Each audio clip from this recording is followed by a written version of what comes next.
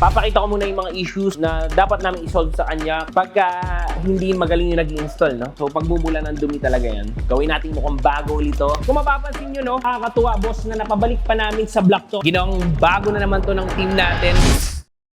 Good day mga boss! Meron tayong bagong dumating na unit dito. This one is a Mini Cooper S. This is a return client. And gusto ni Bossing na ma-refresh talaga yung unit. Ano ba ang gustong gawin ni Bossing dito? This unit is naka-PPF na. But today, papakita ko muna yung mga issues na dapat namin isolve sa kanya. Because kita nyo, no? May lining siya na ganyan sa headlight. Kaya yung mga edges niya, pagka hindi magaling yung nag-install, no? So pagbubula ng dumi talaga yan. So nagdudumi na. Ayan, no? So makikita nyo. Of course, after removing the film, we are going to do full detailing with our Gion product. Magsiceramic tayo dito. Gawin natin mukhang bago dito. Samahan nyo kami sa proseso nito. Let's go, mga boss.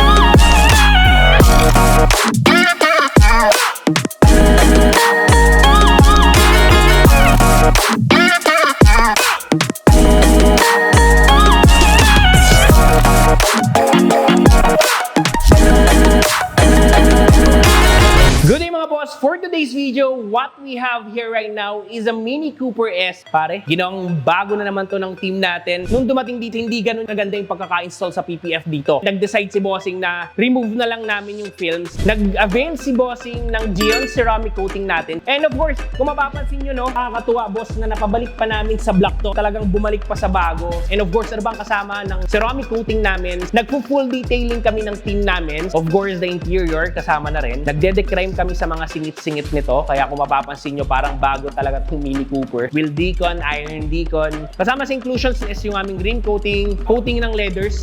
Nag-avail na rin si Bossing. Maraming salamat boss sa walang sawang pagsuporta nyo sa amin. Yun lang mga boss. God bless.